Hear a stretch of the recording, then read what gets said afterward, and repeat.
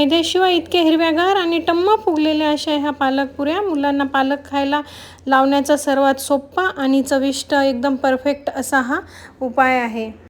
अगदी काहीच मिनिटात ही रेसिपी तयार होणारी आहे. चला तर मग पालकपुरी कशी बनवायची आहे ते आपण पाहूया. मी एक जुडी पालक घेतलेला आहे आणि भरपूर अशी कोथिंबीर घेतलेली आहे. पालकची जुडी छोटी होती. कोथिंबीरसुद्धा भरपूर घ्यायची. पालकची जी पुरी आहे ना ती छान लागते खायला. स्वच्छ धुवून घेतलेला आहे मी पालक. त्यानंतर थोडंसं लसूण टाकलेलं आहे, 2-3 हिरव्या मिरच्या, ओवा 1 चमचा टाकलेला आहे आणि 1 चमचा जिरं टाकलेले आहेत. आता हे आपण सर्व मिक्सरमधून प्युरी करून घेऊया. छान बारीक अशी करून घ्यायची आणि अंदाजाने पीठ टाकायचं, म्हणजे जेवढं मावेल तेवढं. मी काही 2 ते 3 वाट्या पीठ घेतलेलं आहे गव्हाचं, 1 वाटी डाळीचं पीठ घेतलेलं आहे आणि त्यामध्ये मी तीळ टाकलेले आहेत, 3 ते 4 चमचे तीळ टाकलेले आहेत. थोडीशी हळद, चवीप्रमाणे मीठ टाकलेलं आहे आणि थोडंसं तेल टाकलेलं आहे, म्हणजे 1 ते 1.5 चमचा तेल टाकलेलं आहे. आता ही पालकची प्युरी आहे ना ती आपण पिठामध्ये ॲड करून घेऊया आणि व्यवस्थित पीठ मळून घ्यायचं आहे. अगदी म्हणजे आपल्या पोळ्यांच्या पिठासारखं नाही करायचं आहे, थोडंसं घट्ट पीठ मळून घ्यायचं आहे. जसं लागेल तसं आता आपण पाणी टाकून घेऊया. पाणी टाकायची सुद्धा यामध्ये जास्त गरज लागत नाही, पण अगदी थोडंसं जर वाटलं ना तर थोडंसं टाकायचं आहे, जास्त नाही. आपण पुऱ्यांचं पीठ जसं मळतो ना सेम प्रकारे मळून घ्यायचं आहे. तुम्ही बघू शकता मी व्यवस्थित असं घट्ट पीठ तयार करून घेतलेलं आहे. आता आपण पुऱ्या लाटून घेऊया.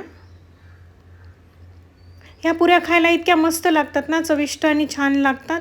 लहान मुलांना बघा तुम्ही पालक म्हणजे मेथी, पालक ह्या भाज्या खायला बिलकुल आवडत नाहीत. त्यामुळे हा जो प्रकार आहे ना तो छान लागतो आणि दह्यासोबत किंवा सॉससोबत वगैरे मुलं आवडीने खातात. हे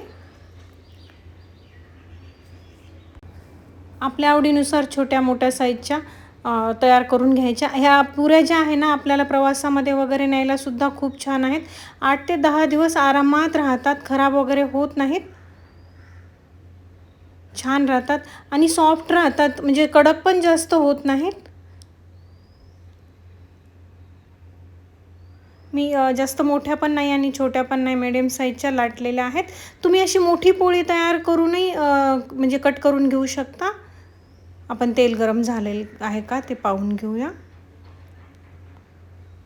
तेल छान गरम झालेलं आहे आपलं. आता त्यामध्ये पुऱ्या सोडून घेऊ आपण. गॅस फुल राहू द्यायचा पुरी तळेपर्यंत. गॅस सिम केला ना तर पुरी ना फुलत नाही व्यवस्थित, छान मस्त होत नाही अशी. तुम्ही बघा माझी एक ना एक पुरी म्हणजे सर्व पुऱ्या ना छान अशा फुगलेल्या होत्या आणि कलरसुद्धा इतका सुंदर आलेला होता ना, तुम्ही बघू शकता. हिरवागार मस्त असा कलर छान येतो आणि मुलांना आवडतात पण. मुलांनाच काय, मोठ्यांना पण सर्वांना ह्या पुऱ्या आवडतात.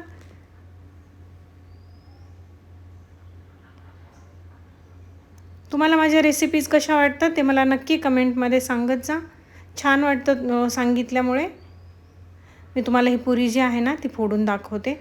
बघा किती मस्त झालेली आहे.